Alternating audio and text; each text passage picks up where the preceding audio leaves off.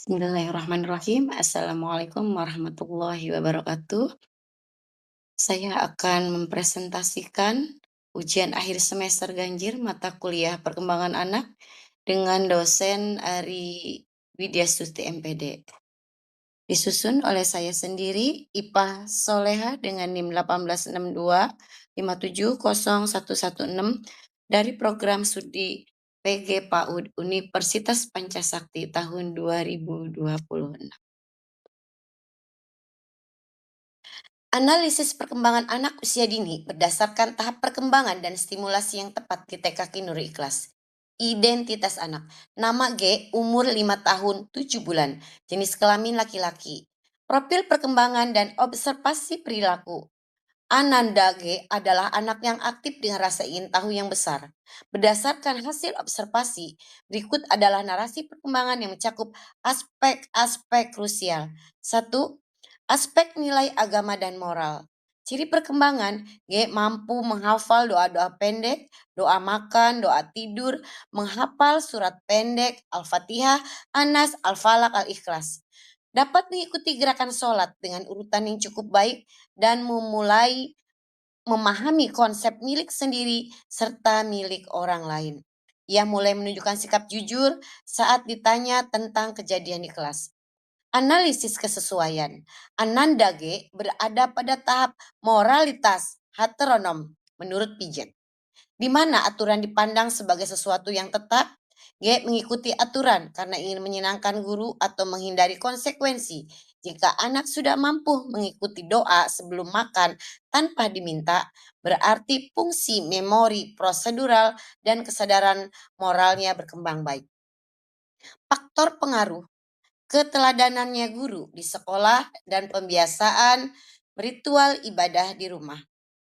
Yang kedua, aspek fisik motorik. Ciri perkembangan. Motorik kasar, mampu memanjat dengan koordinasi tangan dan kaki yang selaras. Mampu melompat dengan satu kaki dan menjaga keseimbangan saat berjalan di papan titian. Motorik halus, biasa memegang pensil dengan benar, tripod grasp, menggunting pola garisan lurus dan meronce manik-manik besar. Analisis kesesuaian. Sangat sesuai dengan tahap perkembangan motorik preschool. Kemampuan kontrol otot kecilnya sudah cukup matang dan untuk persiapan menulis di sekolah dasar.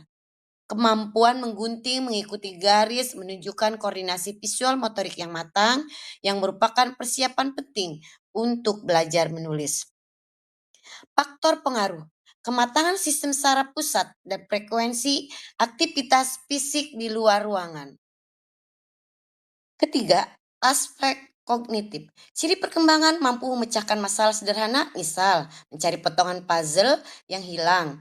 Ia mulai mengenal konsep waktu, besok, hari ini, kemarin, dan mengerti konsep pengukuran panjang, pendek, berat, ringan. Analisis kesesuaian. G menunjukkan kemampuan klasifikasi multiple. Ia tidak lagi terpaku pada satu dimensi, hanya warna saja, tapi bisa mengelompokkan balok berdasarkan warna sekaligus ukuran. Faktor pengaruh, pemberian alat permainan edukatif yang bervariasi. 4. Aspek bahasa. Ciri perkembangan. Penggunaan kalimat sudah memiliki struktur subjek, predikat, objek, SPO yang jelas. Ia sering menggunakan kata penghubung seperti tetapi atau karena. Ananda G juga mulai mengenali simbol huruf dan bunyi fonetik awal namanya. Analisis kesesuaian. Sesuai dengan teori nativisme yang dibawakan oleh Chomsky, di mana anak memiliki kemampuan alami untuk menyerap tata bahasa kompleks pada Golden Age. Faktor pengaruh. Kualitas percakapan dengan orang dewasa yang tidak menggunakan bahasa bayi atau baby talk. 5. Aspek sosial emosional. Ciri perkembangan mulai menunjukkan empati, misal menghampiri teman saat temannya menangis untuk menghiburnya. Namun terkadang masih sulit mengontrol amarah jika keinginannya tidak dituruti. Masih dalam tahap belajar regulasi diri. Analisis kesesuaian berada pada tahap inisiatif PS Guild dari Erikson. G. Sangat bersemangat memulai aktivitas sendiri. Jika didorong, ia akan percaya diri. Jika terlalu sering dilarang, ia akan merasa bersalah. Faktor pengaruh. Respon guru terhadap kegagalan anak dan dinamika pertemanan di kelas. Faktor-faktor penentu dibagi dua, yaitu faktor internal dan faktor eksternal. Untuk faktor internal, faktor genetik, postur tubuh yang tinggi mendukung motorik kasar, temperamen.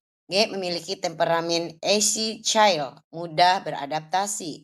Kesehatan, riwayat imunisasi lengkap, memperkecil absensi karena sakit. Adapun faktor eksternal, stimulasi psikososial, dukungan emosional dari keluarga, nutrisi, asupan gizi seimbang, mendukung konsentrasi belajar, media, akses terbatas pada gadget, membantu fokus pada motorik halus. Untuk rekomendasi strategi stimulasi, action plan A. Untuk guru di sekolah, satu metode project, berikan proyek kelompok seperti menanam pohon untuk mengasah sosial emosional, kerjasama, dan kognitif siklus hidup tumbuhan. 2. Storytelling, membacakan buku cerita tentang kejujuran atau kasih sayang antar sesama. 3. Role play, bermain peran menjadi sosok yang membantu teman yang terjatuh untuk menanamkan empati, nilai agama dan moral. Sudut baca. Sediakan pojok baca yang nyaman dengan buku bergambar tanpa teks untuk melatih G berimajinasi dan membangun narasi seni. Selanjutnya, tanya jawab terbuka. Hindari pertanyaan yang hanya dijawab ya atau tidak. Gunakan pertanyaan seperti, menurutmu kenapa kelinci itu lari? Yang selanjutnya, labeling lingkungan. Menempelkan tulisan nama benda pada barang-barang di rumah. Contoh, tulisan meja. Di meja. Untuk kita tempel barang tersebut. Untuk mengenalkan simbol huruf secara alami. Untuk perkenalan bahasa. Selanjutnya, finger painting. Menggunakan jari untuk melukis guna memperkuat otot telapak tangan. Permainan tradisional, bermain engklek atau lompat tali untuk melatih keseimbangan dan kekuatan kaki, fisik motorik. Bisa juga menggunakan jurnal harian, ajak G menggambar perasaannya setiap pagi untuk melatih regulasi emosi. Selanjutnya, untuk orang tua di rumah. 1. Deep talk. Luangkan waktu 15 menit sebelum tidur untuk bertanya tentang hal terbaik dan tersulit yang dialami hari itu.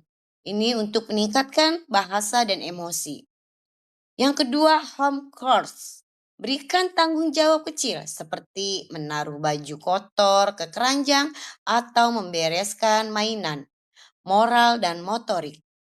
Yang ketiga, permainan konstruktif. Sediakan Lego atau balok kayu untuk melatih logika ruang, yaitu untuk menanamkan kognitif. Terakhir, kesimpulan analisis. Perkembangan Ananda G berada pada jalur yang sangat positif. Kekuatan utamanya terletak pada aspek bahasa dan motorik.